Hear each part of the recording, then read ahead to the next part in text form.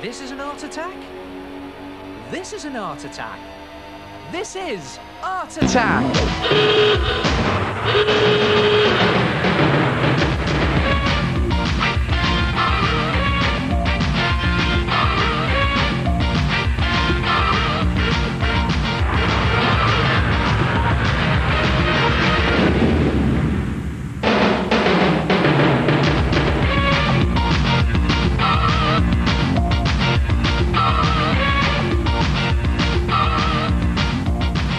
Ah! Hello there. I've got an art attack for you that's a bit of a tongue twister. What do you get if you use 3 bottles of poster paint and a paper cone? A square to ring and run picture. What? I hear you cry. Come and have a look at this. You need a paper cone, and you need 3 different coloured bottles of ready mix poster paint in these squidgy bottles. And then it's just a case of squirting a ring of paint, and then squirting another ring of paint, and then squirting another ring of paint, and watching it run, run, run. Crazy, isn't it? A squirt and ring and run picture. Now, to make a squirt and ring and run picture, you need to make a paper cone. The best way to do this is to take a sheet of thin card, has to be at least A4 size, and then draw a big circle on it. And the best way of doing that is to draw around a plate. You could use compasses, big set of compasses, and mark the middle point like that. You can measure it, do it more accurately than I am, and then draw a line from that midpoint to the outside of your circle, cut your circle out, and you'll have something that looks like that. And then just simply snip along this line. Now take some time to do this, do it very carefully, all the way to that middle point, right on there. And then fold this flap across the top like that, about 1/4 of the way around, and tape it into position like that. And then flip it over and fold that flap down and tape that into position like that. And there you have your homemade paper cone. Then slip some scrap paper underneath it and just pop your paper cone on the top like that. And then get your paint and squirt a ring, and then squirt another ring, and then squirt another ring. And look at that. Just watch it run, run, run. A squirt a ring and run picture. And if you want to do another squirt a ring and run picture and really let fly, take a paper cup and just punch a hole in the top of it, polystyrene cup. Use a pen tool to do that, and then get your finger in, squidge it round a bit, make a bigger hole, and then take another paper cone and just put it into position. Place your cup on top firmly, and then squirt a ring inside the cup, and then squirt another ring inside the cup, trapping the paint. And watch this, squirt another ring inside the cup, and ready for this, let it fly. Woo! And they're different every time. A squirt a ring and run picture. Now, I suppose if you call those a squirt a ring and run picture, then this is a splash a ring and dash picture. Just splash a ring of paint, and then splash another ring of paint,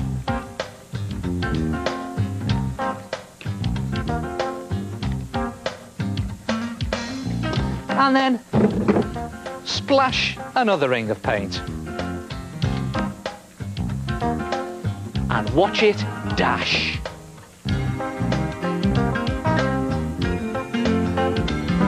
Try it yourself. Even try saying it yourself. A squirt a ring and run picture.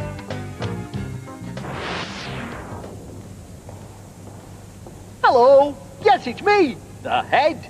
Now, just make yourself a paper cone, squirt a ring of paint on it, let it run, then leave it to dry before you hang it up. Now, what happens to a squirt a ring and run picture that you don't let dry before you hang it up? This! Sad, isn't it?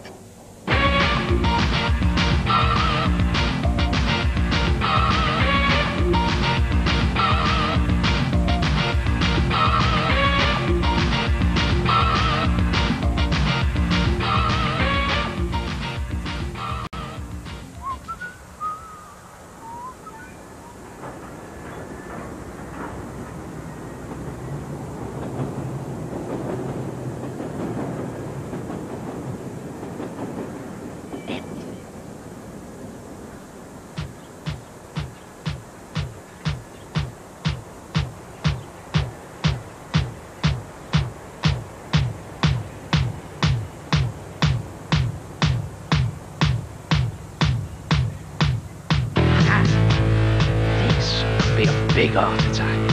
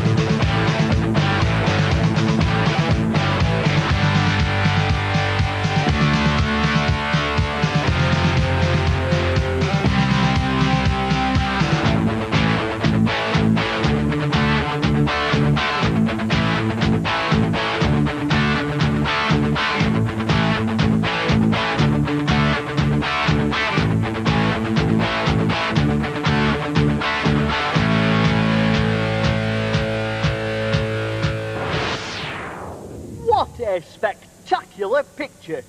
But I've gone one better. I've made a picture out of soldiers.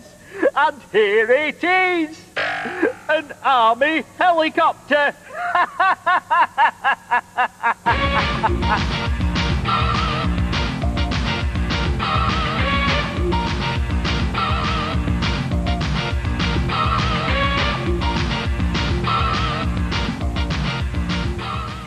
Do you have a bit of difficulty drawing people? What you need is one of these. It's called a mannequin, and look at this, it's got all these wooden parts of the body that you can move into any position to help you practice drawing people. Now, you can get these from art shops. The problem is they can be a bit expensive. So why not make your own? All you need is a sheet of thin card. Now you can use cereal box card, and the first thing you've got to do is draw all the parts of your mannequin's body. And it's not as hard as it sounds. All you need to remember is sausages and eggs. Don't worry, I haven't gone mad. Watch this. For the body, you need to draw 2 egg shapes. Now, they have to be roughly the same size, but they don't have to be neat. You can neaten them up a little later on when you're cutting them out. Then draw a smaller egg shape next to them, and that will be the head. And then you need a neck on there, roughly the same length as your head and the same width. And now the sausages. These will be for the arms and legs. And just draw 8 sausages. And don't forget, sausages are thinner than eggs, but if you can, make them roughly the same size as your eggs. And again, I'm just doing it quickly here to show you. You can neaten it up and you cut them out. When you've done them, do 4 half-size sausages for the hands and feet. And there they are. And then cut all the parts of your mannequin's body out. Position them roughly into the position of your mannequin. Can be a little bit fiddly to do, so just bear with me there. And there you have all your mannequin bits. That's simply just a case of overlapping all the pieces and create your mannequin's body. Tuck the head in there, put the 2 bits for the body, and there's the arms, the hands on the end, and the legs there. Slip them, overlap them, and there, finally, are the feet. And then you've got to join all these bits together using some of these. These are split pins. I'm sure you've seen them. You can get them from stationery shops. They're very cheap, or you might have some spare ones lying around in school. And the way to do this is to take one of the parts of the body that you want to put a pin in and just pierce with a sharp pencil a little hole as near to the edge as you can get, and put some sticky tack underneath to save the furniture. And again, into the other bit you're going to stick it to, and then slip your split pin in through the hole on one, and then through the hole on the other. Bit fiddly, but then you open out the split pin at the back like that. Watch your fingers here. There we are. And you have a join that moves. And when you put the whole lot together, you'll have something that looks like that. Look at that. Your cardboard mannequin. And then it's just a case of putting him into any position you like, and you can copy him and practice drawing body shapes. Now that's a mannequin from the front view, but what about a mannequin from the side view? Well, you can do that as well. In fact, the pieces are all identical, except that this time, instead of putting the arms on the side of the body, you put one on the front and one on the back, and then you pop your pin through the 3 of them, and then your leg on the front and a leg on the back, and again you pop your pin through the 2 legs and the body, and there you have a front and side view. And when that's done, it looks something like this. Look at that. And the great thing about these mannequins that you can't do with the wooden one is you can draw around them. Now if you take a pencil and just draw very roughly, it doesn't have to be neat again, around the body of your mannequin, holding all the parts into the position. Let's just go all the way around. I'll do it quickly here to show you. And there it is, rough body shape in pencil, and then you can put the detail in a little later on in ink. And that's exactly what I've done here with these 2 pictures. Look at that. There's a skier. I did that in pencil first, and there is a dancer, again done in pencil and then inked over later. And of course, you rub out the pencil lines. Now, they really are worth doing, you know, because they do help you practice drawing body shapes. Try it yourself. A cardboard mannequin. Now, that's what I call useful. And it's just ordinary cardboard and split pins from the stationery shop. It's all based on 2 big eggs, 1 little egg, 8 sausages, and 4 little sausages. Hey, I've done one of them. Only I didn't have any cardboard. Ooh.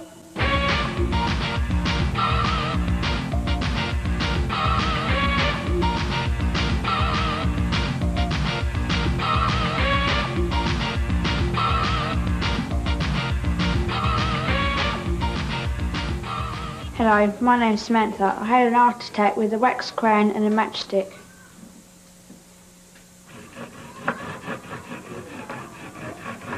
Hello, my name is Gemma. I made my picture by covering the piece of orange paper thickly in black wax crayon. Then I scraped my design. My picture is of Daphne the goddess.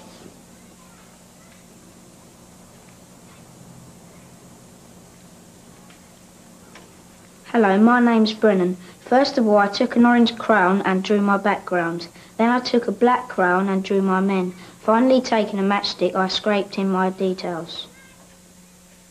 Ah, yeah. Great pictures, great technique, an old favourite of mine, that. Wax scraping, and very easy to do. Just take a sheet of white paper and cover it in a layer of coloured wax. And just scribble on the wax, and when you've completely covered it, go over it in a layer of black wax. And you have to make your black wax very thick. And when you've done the whole thing, you'll have something that looks like that. Well, it doesn't look like anything really, because it's just black wax. And then you can draw into it, or should I say scrape into it, using something with a pointy tip.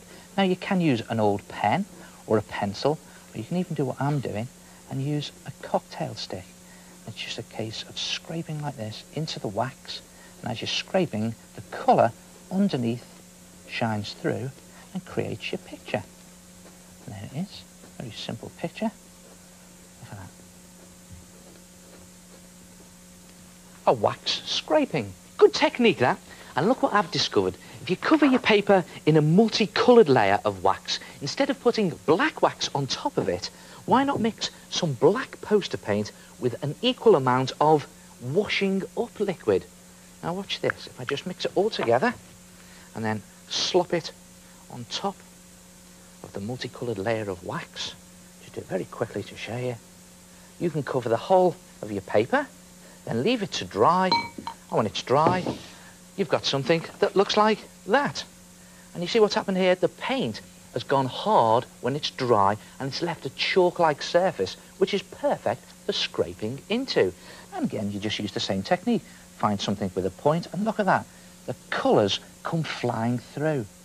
And I'll tell you what's really good about this technique, is once you've done your picture, you can just go over the same piece of paper again with your paint and your washing up liquid mixture.